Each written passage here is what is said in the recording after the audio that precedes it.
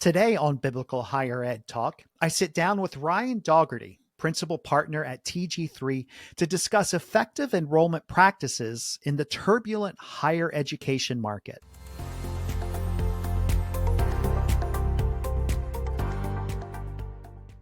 Thank you for tuning in today. I'm your host, Philip Dearborn, president of ABHE, and we are honored to have as our guest this week Ryan Dougherty, principal partner at TG3, a strategy company working with Christian higher education institutions to help them recognize their true potential. And I've invited Ryan in to talk about effective enrollment practices for our colleges and universities as they work to enroll students. And this is very much a hot topic in higher education. I don't know of any organization that doesn't talk about or think about enrollment strategies. So Ryan, thanks for joining us today. Yeah, thanks, Philip. It's great to be here. Yeah. So we have a number of questions that we want to talk about, including the looming enrollment cliff that we've all been talking about. You're probably sick of hearing about that, right? Yeah. Heard about a lot, yeah. Yeah, but it's right around the corner. But before we get into some of those questions, just so our audience can get to know you a little bit more, tell us about a defining moment that God used in your life that kind of set you on the trajectory that you're on now. Yeah, so I'd say one really powerful moment was in 2012. I had two young kids. I think I had maybe a 3-year-old and a 6-year-old. And I just finished my master's degree, and I was thinking, I'm going to get all this time back. And then wham, at work, and I was at a college at the time, there was a massive budget issue. Mm-hmm. And, within the middle of a budget cycle, we had to cut a couple $1 million, which meant shrinking staff. And then it quickly became like enrollment. We have to do things in enrollment we've never done. And so I was praying to the Lord, okay, Lord, is this the moment where I need to dust off my resume and look for some other opportunities? There had been a shakeup in my boss and some people above me. And I remember feeling like the Lord said, no, you need to just stick it out. And so in that moment was when I started to see how maybe enrollment could be done differently. And we talked about it in the way of like building a plane as you're flying on it. Mm-hmm. But we were able to use strategy to really bring a lot more students to what I believe was transformative education. And in some ways that led to the formation of TG3, because the success we had from a strategy standpoint at George Fox University at the time really was a launching pad to many other schools asking us, how did you do that? What can we do that way? And so what felt really dire in one moment, what turned into something that I think made me see, leadership and strategy and these things can really help people who are earnest in their work get further down the road. Yeah, it's a great testimony of when circumstances get difficult. Budget cuts. Do I have a job? Should I be dusting off a resume? Right. That you actually use that as an opportunity to say, no, you know what? There's a growth opportunity here for us, for you personally, but then also for the institution. And God clearly used that in your life. I was just telling my kids this morning, it's not the circumstances you find yourself in, it's the decisions that you make around and maybe your attitude a little bit. Yeah. And I have an 18-year-old and a 14-year-old now. So I'm trying to kind of encourage them, like life's going to send things your way. And if you stick with the Lord, then there's opportunity that he will turn weeds into roses, so to speak. Yeah. And I think you hit it. Attitude is, at least from my perspective, it's your mindset. What's your mindset going into something? Is it, woe is me, this is a losing situation, right. All right, I just got to move on to the next thing? Or is it, no, okay, this is something that could actually propel me forward? And discerning that is the difficult piece, right? Because sometimes those circumstances do cause you to move on, right? To something else, but discerning that. And that only comes in a solid relationship with the Lord. So thanks for sharing that. Appreciate it. Yeah. And it's a great story, what you all have done. You and a couple of your colleagues that you're with were really instrumental in kind of flipping that enrollment story and launched TG3. And you are a group that we're partnering with fairly recently within the last couple of years. And I really appreciate how you all approach working with colleges and universities. And it very much is around that strategy perspective, which, boy, I've worked with so many organizations and heard so many stories of, we've got this plan, we've got this strategic plan, this is great, it's going to propel us forward. but rarely does it turn into strategy and Yeah. action, right? Yep. Yeah. We see that a lot. We always tell people if you don't have a strategy, you don't have a strategic plan. And Yeah. so if you ask somebody to describe their strategy, they should be able to tell you in an elevator going up a couple Yeah. floors. Yeah. And if they have to pull out the notebook on the shelf, then they really don't have a strategy. They just have an operational plan. Yeah, yeah.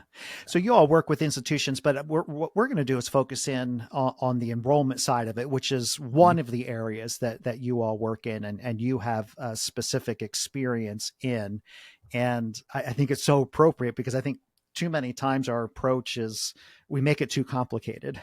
Yes, there are complexities that are involved with it, but sometimes I think we get caught up in the complexities and the planning and we fail to execute, and it's blocking and tackling, Mhm. especially with recruitment. So, talk to us. Enrollment departments on our college campuses, they're effectively the sales team.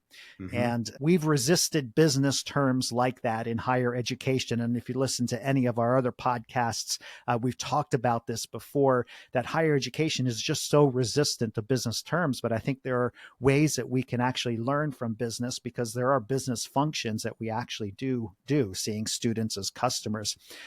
From your vantage point, is that a good thing or a bad thing? What are the advantages of bringing some of those business concepts in? What are the disadvantages?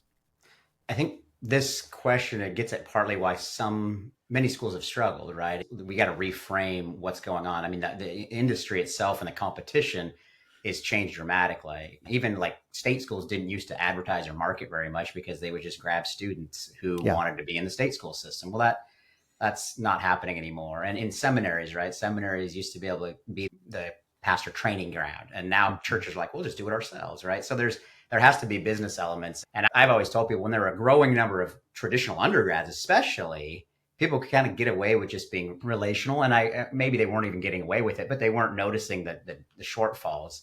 Mhm. So I always tell people at the end of the day, in your admissions office, what are you actually doing? Are you just sorting through tons and tons of applications and figuring out which ones of these should be here and which ones of these shouldn't? That's more admissions. That's more of Mhm. what maybe a Harvard or a Yale might do.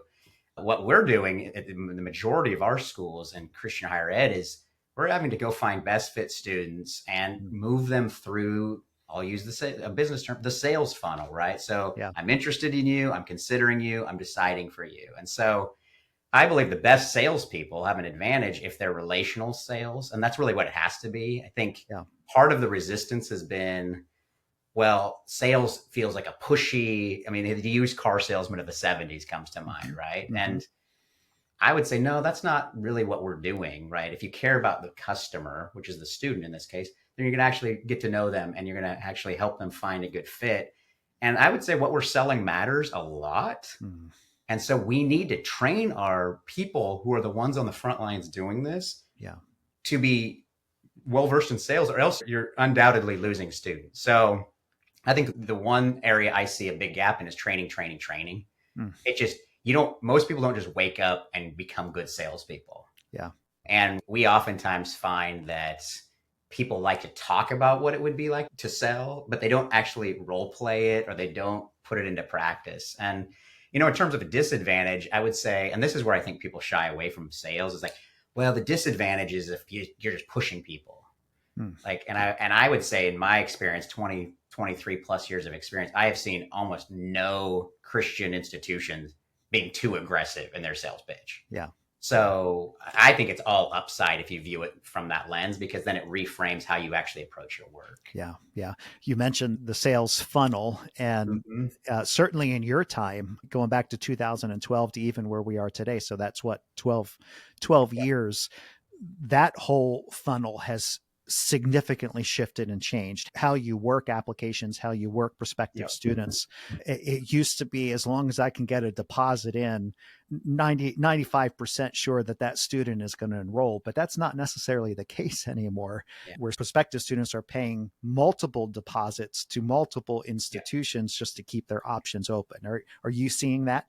Yeah. And I think part of the challenge that some people face, especially if they're not trained and don't think about this, if they're leading an admissions department, is all data is valuable. Not all data is important. Hmm. Right. So, like, you're looking at the funnel and saying, okay, what really matters here? And so, what a lot of places have done over time is they've tried to fill the top of the funnel, or they've said, we're more of a cylinder, which honestly, if you're a cylinder, your margins are very thin, right? You can't lose a lot of students along the way. So I think the funnel has changed in the way that people engage with it, but the funnel still is fundamentally Yeah. true from what it was 25 years ago. Yeah. Yeah. And I think that's where we have to get, you mentioned earlier, and this is something I think we have to say a lot is it isn't necessarily complicated. Yeah.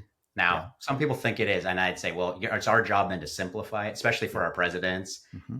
But it is hard, right? Mm-hmm. It's hard to take a group of students, whether they're adult seminarians or they're traditional undergrads, and say, we need X number of these at the top of the funnel so we can get to Y at the bottom of the funnel. That's hard, right? But is it complicated? Well, I would say no, but that's because I've worked at this for a long time. And I, like you said, the blocking and the tackling, like that's where you start. Yeah.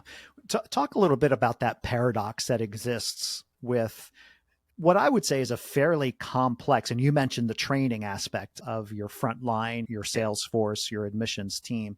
Talk to us about the paradox of, okay, and they're 21, 22-year-olds. Yeah. So this is one of the interesting things that you see in higher ed is that the majority of institutions get most of the revenue from enrollment, not from giving. Some places have a very robust philanthropic wing. And so we end up having paraprofessionals, I'll use that term, in the seats of salespeople, right? And then we expect that our numbers are going to land where they need to land. Well, the challenge is like, if you're going to do that, you have to have such a robust leadership model and training model that you know that when those counselors are out on the road or when those people who are doing your admissions team, even though they're inexperienced, they're effective, right? You know, you can be experienced and not effective. You can be inexperienced and effective. And I think what we've seen is that there's not enough emphasis put on professionalizing the admissions team. And that's one of the areas we work with colleges a lot on is like, you've got to professionalize the team, right? Because if you're an advancement officer, typically you're paying them a lot more money and they have more life experience. So what are we going to do to make sure these people take the gifts that they have and actually apply them in an effective way? Yeah. And the emphasis there is on the training aspect of it. And our tendency is to say, just turn them loose and build relationships. Well, yeah, there's definitely an element to that, the block and tackle and building those relationships, but it's within a context of professional training. And what's amazing is those advancement officers get paid more and typically bring in less revenue to the institution than your admissions team. So there's probably some work that we could do there to up our game and with our admissions teams. Yeah, for sure. Yeah. Yeah. All right. So let's talk about it. It's the enrollment cliff. It's here. It's projected to really hit next year, 2025, though we're starting to see the decline now. So how have you approached talking about it and preparing institutions for it? First of all, awareness is good, right? Like we know what's coming. I mean, it's like when you're driving, you want to be aware of what's your surroundings, what's going on around you. One of the things that we approach it with our clients is that it's an uncontrollable factor. So it's kind of like when you say, oh, there's a storm coming at your house. Let's say you're out in the Midwest, Kansas, and you're like, oh, there's a storm coming. We got to get prepared. It's like, you don't say, well, like, is the storm coming? What is it really going to do? Like, you actually say, what do we need to do to be prepared for that? And so what we try to do is say, don't focus on the things you can't control, focus on what you can control. And one of the first things is like, as we've been losing sleep over the enrollment cliff, we've missed the demand chasm that's opened up in traditional undergrad, right? There's 1.2 million less undergrad students right now than there was in 2011. And that isn't because of the birth rate decline, because that hasn't hit yet. Right. So I would say the first thing we say is if you do nothing else, nail those fundamentals, right? What do you need to do exactly every time? And sometimes in enrollment, it feels a little bit like Chicken Little, right? The sky is falling, right? First it's the enrollment cliff, then it's COVID. Now it's the FAFSA for Title IV fund granting institution. Just always a crisis. And it's like, the schools that are doing well are the ones that are like, okay, and this is an adage I've always used, a crisis is a terrible thing to waste. Okay, so it's coming. How do we leverage the opportunity that exists and build a true strategy? And what we say is strategy is about making trade-off choices, right? And really, what are we not going to do so that we can do something else for what's coming? And I would say our biggest point of emphasis with clients is, we call it the mega question. What is currently preventing students from buying what you're selling? So essentially, why aren't they choosing you? If you can't really answer that right now, it doesn't matter that there's less students because you're not prepared for anything at this point. And so we start most of our strategy conversations that way. And I think that's the same thing that needs to be done with the enrollment cliff. Certainly it does shake out the way traditional undergraduate numbers are going to look. Mm-hmm. But we have schools right now that, despite the trends, are growing. Why are they growing? Well, they're doing some things strategically that others aren't. Yeah, yeah. You said something there that I don't want to lose in the conversation. It fits with strategy. Strategy assumes that you're going to stop doing something in order to do something else, right? And I Mm-hmm. think we lose that piece of it. And I think every industry struggles with this. Higher education is not immune from it. We just keep adding. We just add another strategy or another approach and add. And resources are not unlimited. At some point, you're going to have to say, no, we're going to stop doing that so that we can put our resources, our efforts, our time, our energies, whatever into this direction. Yeah. And strategy is a leadership exercise, which leadership isn't always consensus, right?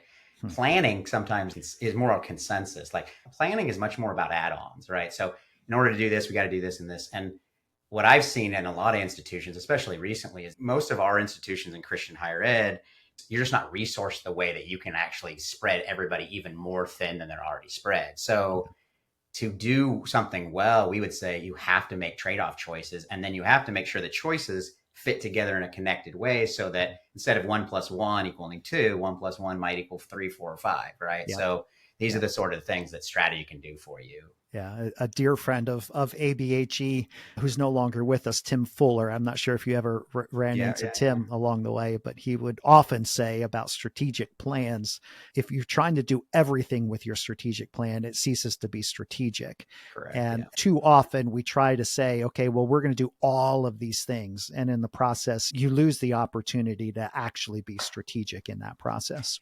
Yeah, when we're doing strategic plans with institutions, one thing we always tell them is A, it has to be specific. Yeah. B, it has to be simple enough that you can communicate it, right? Because a Yeah. strategic plan is a communication document at Yeah. its core. Right. And so this is where I kind of talked about the elevator. If you can't tell me what your strategy is, you don't have one. Yeah. And I just saw one recently that had, I don't know how many bullets. I couldn't count all the bullet points it had because there were so many. And I just thought this is more of an operational plan Yeah. masquerading as a strategic plan. And that has implications even for enrollment, right? Because you Mm-hmm. need people focused on the most important thing. My experience in 2012, what was really key about that is the institution said our number one focus is to get financially healthy. Yeah. So then all sorts of new synergies developed, right? People are like, hey, we could help. Faculty said we could help this way or we could help this way. And guess what? It helped enrollment because we Mm-hmm. expanded the enrollment team without paying more admissions people. Yeah. Yeah. It is a fine tuned approach to say we are intentionally choosing this. And like you said, it's a leadership thing, right? For a leadership team to be able to say that and to stick to it, that's not an easy thing to do at all. Well, so you've worked with a number of institutions, so you see mistakes. So without disclosing which institutions they are, what would you say are the top three most critical mistakes you've seen enrollment departments make? Yeah, I could probably fill an hour or two with this, but I will keep it very short. I'll give you kind of the meta mistake, and then I'll show you how it showed up, or just give you a Okay. couple tidbits how it showed up. So the first one we already addressed is the admissions team doesn't have a sales mindset. So if you have that, then it can cover a Mm, lot of ills, right? And yeah. the way that shows up is, like I said, lack of training. Like we don't even actually train our counselors this way or our people this way. Two, we mistake activity for achievement. Like Mm, meaning, hey, we did a bunch of things, but I'm like, what were they doing to move good fit students down the funnel? And then the third one is sticking with things that haven't really been working for very long. And this is why I would say crisis lends itself to the rich get richer in a crisis, because the mhm. people that are already having a sales mindset, like FAFSA is a great example for, I Yeah. think, 77% of ABHE is Title IV funded Right. institutions, right? So people have been pulling their hair about FAFSA, right? So the schools that are doing better are the ones that have said, you know what, we know this is happening. What are we going to do? We're going to up our communication. We're going to do something different with how our aids deployed. We're going to actually make sure our training for families is more robust. And guess what? Families start to feel like, oh, they're partnering with me. Yeah. Okay, that's a sales mindset. Is Yeah. it dirty sales? Is it aggressive sales? No, it's saying this will help people make good choices. In those circumstances where, like the FAFSA as an example, it's very easy to say boy, I can't believe the Department of Education did this and they're not on their game. And why is this happening? And IRS is involved. There were 2 glitches recently with the IRS that data wasn't going. So you can give all of those excuses, right, for all of the reasons why. But the admissions teams, the enrollment officers that are making a difference are recognizing that, and they're proactively engaging with their students ahead of time, and the communication cycles and the families. And hey, yeah, this is a bummer, but we're going to work through this thing together and we're going to be there for you. So you don't say, student, go off to the US Department of Education to try to figure it out. Come to us and we're going to work with you through that process. Yeah. People, especially the traditional undergrad level, but I think it's true all the way up through graduate and seminary, is like, I want somebody to help me make a hard choice easy. Right. Right. Like Right. that's the essence of admissions, is help make a hard choice easy. Right. Or easier, maybe is a better way to say it. And I think that's where I'm living this right now, because my son's a senior in high school. So we filed the FAFSA on January 6th, and the form wiped out his signature.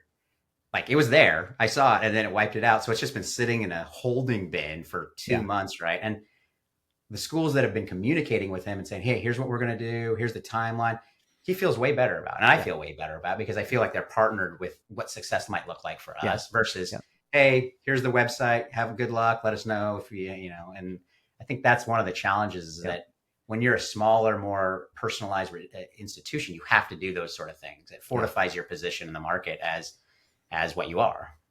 Yeah. So I interrupted you. So go ahead with your second one. So the second one is, and this maybe isn't the most eloquent term, but a fragmented enrollment engine. And what I mean by that is, most people think of admissions as enrollment. It's like, okay, you're forgetting marketing and financial aid if you have aid that you give out. And so what we would say is that you have to have a integrated enrollment and marketing engine, whether it's that way structurally or not. And then it has to be focused on prospective students. Mm-hmm.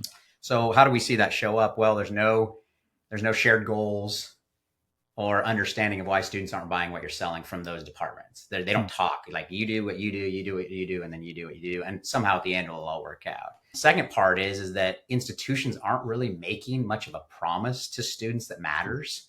And this is where I think this might be, we could talk about this one for several podcasts, is, so now you start to look a lot like all the other institutions, and then you expect your admissions counselors to somehow pull a rabbit out of a hat. Yeah. Right. So it's like, you don't have a brand that's differentiated. And in higher ed, if you look a lot like everybody else, people make choices based on price. Yep.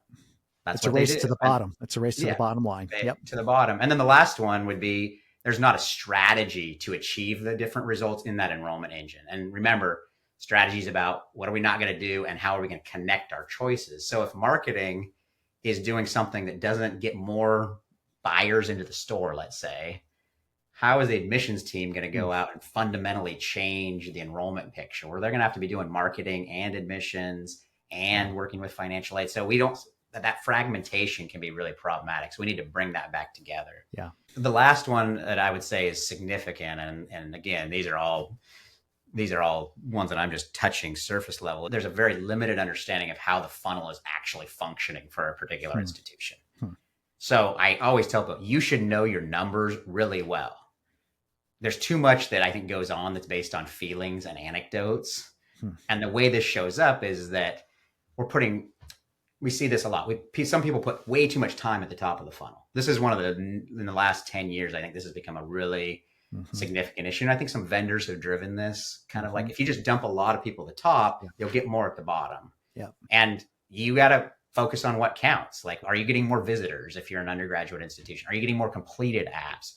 Where are your deposits at from your local region? Those sort of things. And then the second part of the funnel is, you have to remember that you're recruiting multiple classes at once. So we see a lot of schools that they're just focused on the next enrollment term, especially in traditional undergrad. We see this, like, oh, we're so focused on trying to chase down the seniors that we forget, like, right now, if you aren't priming the pump with juniors for the fall afterwards, you're going to start behind the 8 ball. And that comes from an understanding of how funnels work, what matters in the funnel. And I think sometimes I ask people, tell me this number. And they're like, well, I'll go look at my spreadsheet. And I'm like, you got to know this really well. You have to have such a deep understanding of this. Yeah. Yeah. How have you seen that broken up responsibility wise in an admissions team recruiting the juniors, sophomores, and freshmen? Is it kind of everyone is doing it all, or have you seen it where teams, you have ones that are working on next year's class, but then you have others who are focused on 2 years from now, 3 years from now, 4 years from now? Yeah, for traditional undergraduate institutions or recruit admissions, I would say the way that I think it works really well is that you train your admissions counselors to understand Mhm. how a funnel is developed. Yeah. And so they're managing anybody and everybody in the funnel, right? Hmm. And that would be juniors for the following year, seniors for this year. And Yeah. that's where I would say, we going back to our comment about, is this complicated? Well, it's not that complicated. It's hard though. So it Hmm. means I'm responding to all these questions. There's a reactive nature to some of our counselors. What I'm suggesting is there needs to be a counselor that is trained to be proactive, to say, okay, it's this time of year. I got to start making sure juniors are starting to think about Yeah. us and getting on our campus for a visit. Because at the end of the day, if people aren't visiting your campus as a traditional undergraduate, if you're a residential institution, your numbers aren't going to go up at all if your Hmm. visit numbers aren't going up. Yeah. So I think the places that do it well have a counselor that facilitates all students in that kind of like undergraduate bucket. Yeah. And the statistics are alarming when you consider those who actually visit a campus, their chance Yeah. of enrollment goes up Yeah. significantly if they've had that opportunity, which is Yeah. so So we see a important lot to of have people it. that are focused on how many applications did I get year over year, which that's a lead measure, but it's like, if you have 50% more visits, I don't care if you have 50% more applications, you're going to be in good shape. Yeah, exactly. Exactly. So you talked about the fragmentation approach. Perhaps one of the offices that is fragmented on a college campus is the president's office. I've seen instances where the president's office is very engaged with the recruitment admissions process. And then I've seen examples where there's a total disengagement. Talk Mm-hmm. to us about the role that a president's office can play. Yeah, well, relational sales is about relationships, right? And so one of the ways that I think institutions that care about their students in a unique way from a biblical perspective would be, is the president accessible to students? And that does matter to families, traditional undergrad and to seminarians, right? So I think that if your president is available to be a part of that, it ups your value proposition, so to speak. And where I tell student schools where they should look at this is take a look at the student journey, from the time that a student inquires or aware of you to the time that they're sitting in your classes remotely or physically. Where are the places that the president could naturally add some value? Can your president personally be involved in campus visits? Maybe your president is on campus quite a bit. Like, if you're doing an individual visit with a student and their parents, could that president, he or she, come out and say, hey, we're so excited you're at our school? Can the president record personalized videos for some of your admitted students? Like, you have to start doing things that other schools can't or won't do. Mm-hmm. And that's one of the areas where I think the president's office does play a vital role, because even though I'm working with a student as an admissions counselor, I don't carry the moniker of president, Mm-hmm. right? So Mm-hmm. there's some level of like, wow, makes us feel special for the Yeah. families and even for graduate and seminary students. And I like where you said find natural ways for it to fit. And a lot of that is driven by the personality of the president. Are they highly relational? Are they on campus? Well, then they ought to be given the list of these are the visits for today. And we're going to stop by between this window. And even if the president's in a meeting, they're going to step out of that meeting, because that even communicates to the person that the president is in a meeting with, whether it's an internal person or external.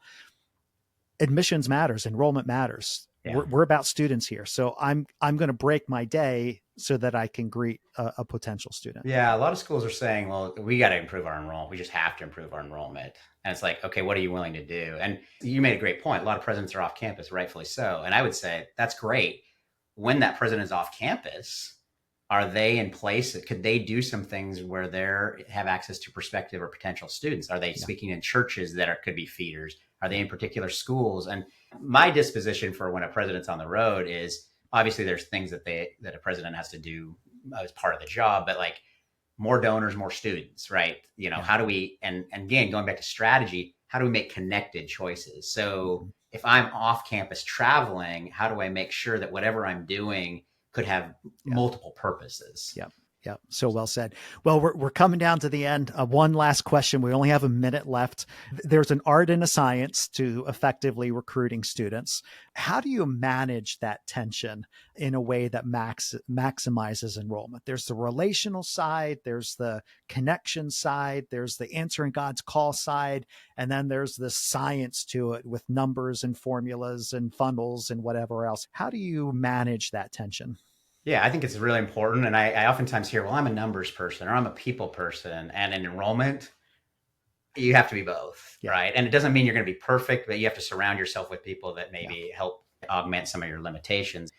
And I would say that leadership and life is about managing these dichotomies. So you're in leadership, right? And you'd say, I love my employee, but I still have to hold them accountable, right? Well, which one matters more? It's like, Mm-hmm. yes, they both do. And so I would say, I don't really see this as tension. And maybe this is just the way I did it. I see this as like the joy and the secret sauce as being great at enrollment, right? Is the scoreboard is kind of the numbers, but it also, the numbers can be used to be proactive Mm-hmm. for the people that you manage, the students that you're serving. And so this is a strategic relationship business that we're in, enrollment. But to do that, you have to manage the relationships, but also the strategic side, which requires you to be making good, proactive choices, which requires you to look at the numbers, the Yeah. science. So Yeah. I think it's, again, I would say it's not complicated, but it's hard. Yeah. Yeah. And it defines too what the makeup is of the people that you're hiring for the front line. That in the screening process, are you hiring people who have an appreciation for both the relational and the numbers side of it? And those two typically do live in some tension, but there's an appreciation for how each one operates. Mm-hmm. And that becomes, I think, part of the protocol of, hey, if we're going to bring somebody in front line, they're going to have the skills on both sides of that. Yeah. Yeah, Yeah, good. correct. Totally. Well, thank you, Ryan. Really appreciate your time and for sharing your wisdom and experiences with us today. Yeah, thanks, Phil. It was great being here with you. And if you'd like more information about TG3 and the work that they do, I've put a link to their website in the episode description. They also provide many articles on a lot of the topics that we talked about. So I'd encourage you to go and check TG3 out. So until next time, stay kingdom focused.